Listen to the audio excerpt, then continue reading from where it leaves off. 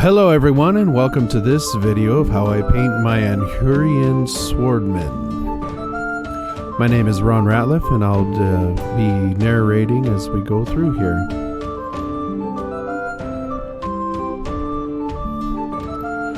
So these models are from Reaper Miniatures, reaperminis.com, and these are, as I said, the Anhurian Swordsman. If you've watched the previous video with the Anhurian Bowman, thank you. And if you haven't, I strongly encourage you to go check that out. A lot of the techniques are the same, but it's just showing how I paint these. I am by no means a professional painter. I just enjoy painting. I use these for my D&D games, which I DM. And then I also will sometimes paint some figures for my player characters. These guys are going to be the city guard of, well, it's going to be Baldur's Gate, as my crew is getting ready to do some work in that city. And by the end of this video, I'll also show you how I painted a little bit of the Flaming Fists seal on their shields. So for these guys, I decided to go with this King's Gold for their tunics, and this is just the first layer. As it was drying, I went on, and here I'm using the Citadel lead belcher for the chainmail and armor plating.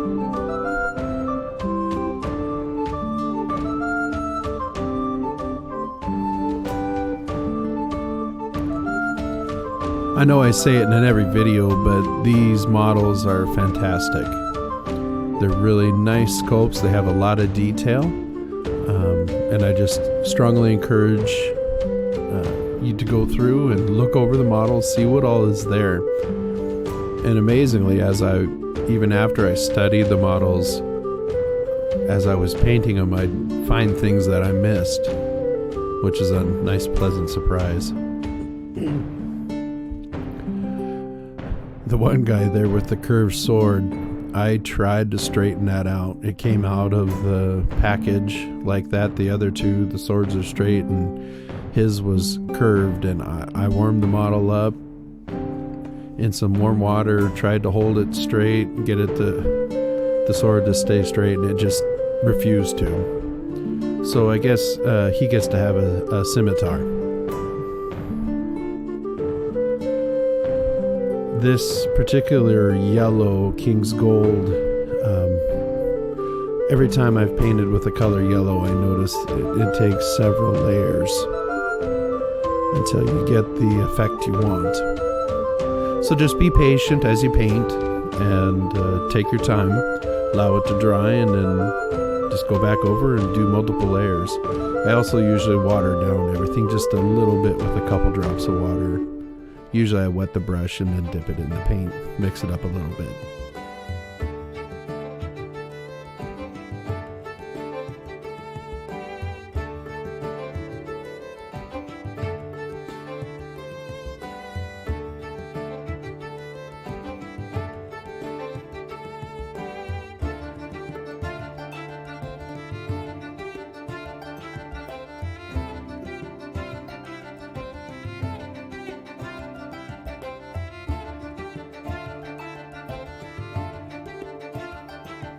When I was painting these boots and everything on these guys, I wasn't exactly sure what I wanted to do. Wasn't sure what this outside covering was going to be, so I decided it was going to be like a fur liner. So I used that antique parchment to do it, and then I used this chocolate bar, I think is what it's called, to simulate like leather straps around the outside. And I will apologize. I tried to make sure I kept the models in the camera, and I would get busy painting and forget I was videoing.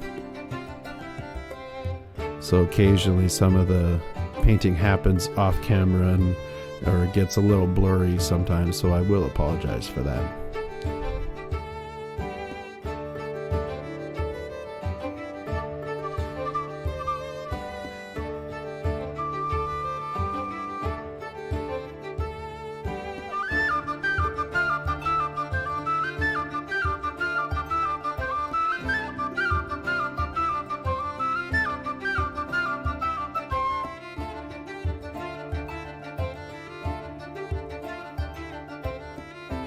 So I'm using the burnt umber here for the leather straps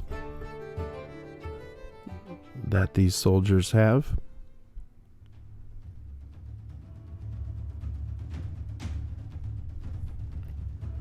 And then I'm also using it for the handles on the back of the shields and the little loop where they put their arm through.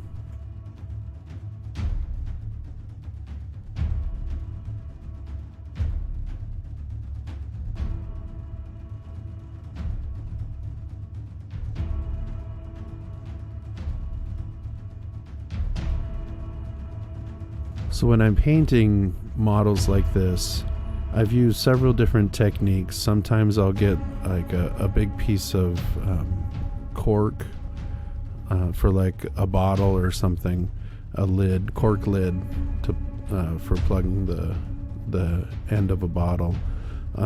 Sometimes I'll use those, especially on my Warhammer models, I'll put them on like little wine cork and then use that to paint the model, and do that with each model.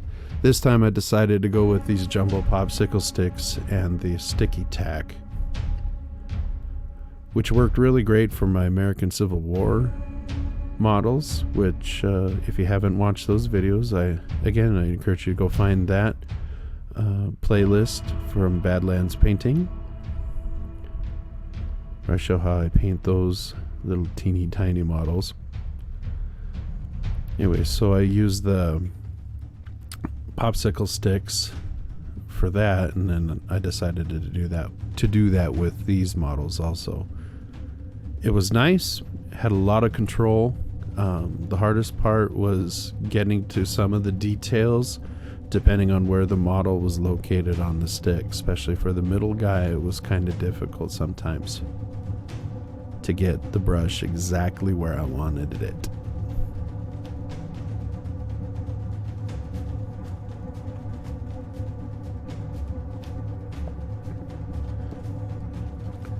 So this metallic blue I'm using for the shields, it takes several layers, otherwise the gray primer just kind of bleeds through. So I had to go over it several times. And this is the Citadel Cadian Flesh Tone.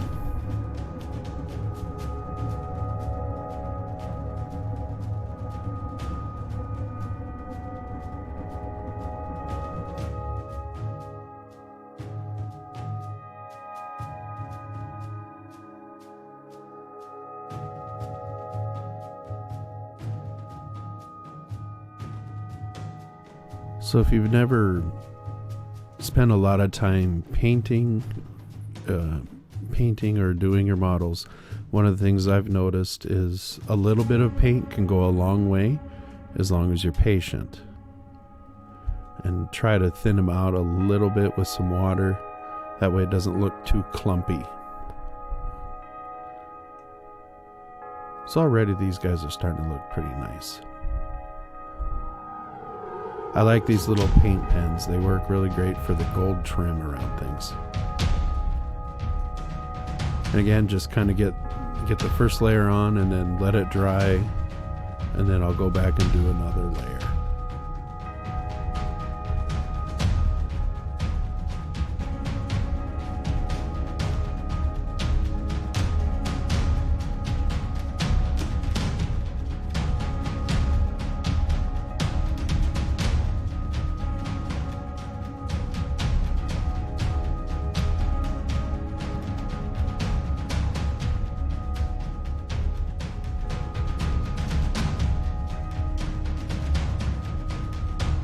I'm going to use this elephant gray for the back of the shields,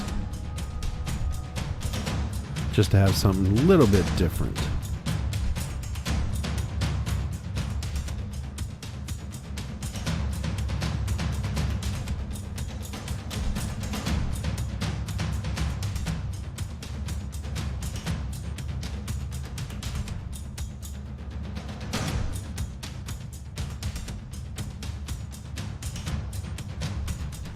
Right there, I remembered I was off the camera. Just get busy painting and I forget to pay attention to making sure I'm in camera. So again, I do apologize.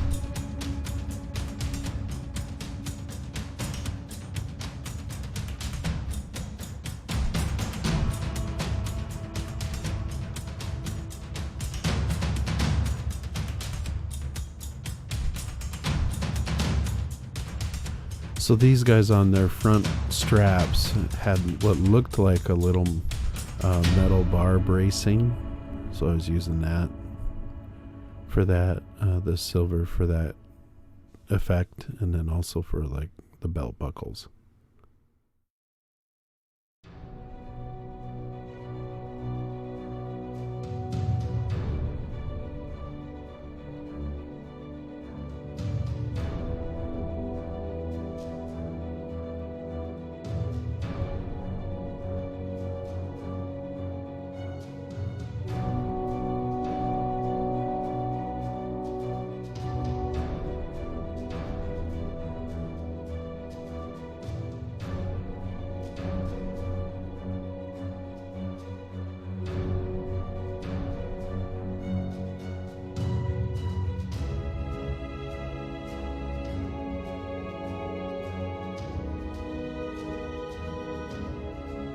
So most of the paint that I use, I get from my local Walmart. They're my closest any kind of craft anything. Otherwise, it's about a 2-hour drive for me to go to like a Hobby Lobby or anywhere that would have like the Citadel paints at some of the game stores that I'll go to when I'm in the town.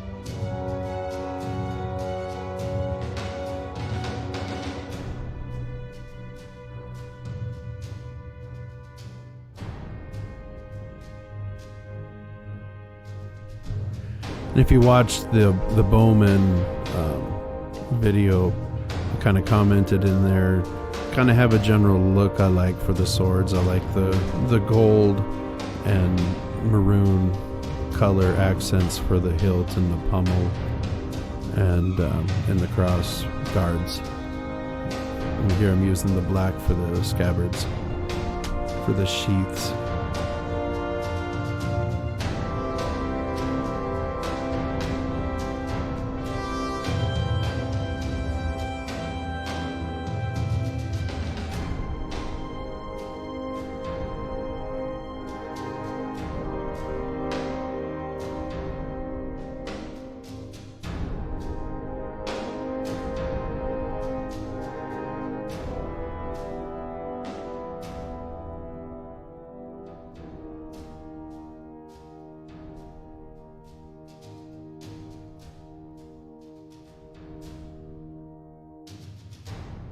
So again, when you're painting any model, just be patient, go slow, take your time, find all the details that you want to bring out,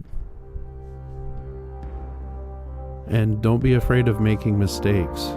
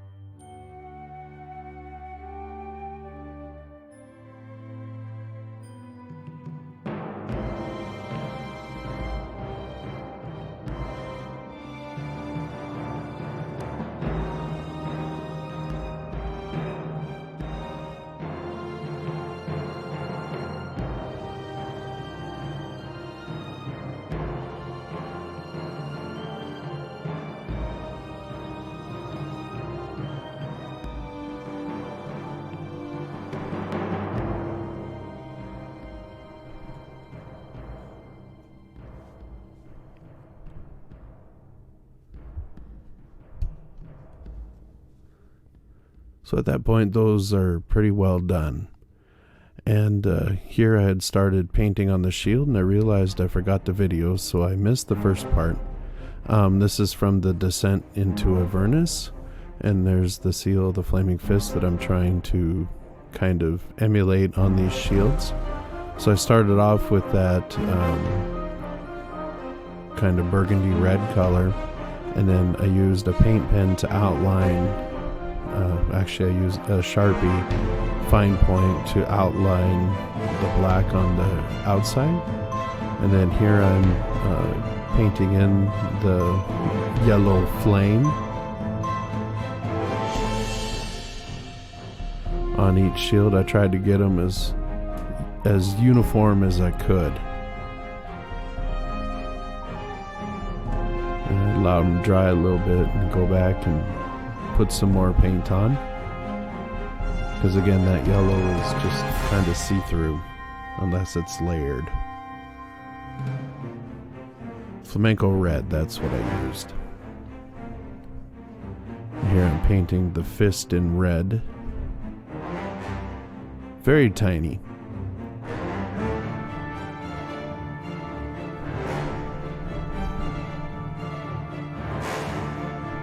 And here I'm using that Sharpie to kind of draw, outline the red in the shield, and then kind of draw a couple lines to simulate a fist. So they're the flaming fists. And now everything is going to get a little bit of a wash. So I like to dip the brush in some water, and then I'll mix it with the oil, the Nuln oil. It just works a little better, I think. And it gets into all the little deep spaces and just really makes the model pop.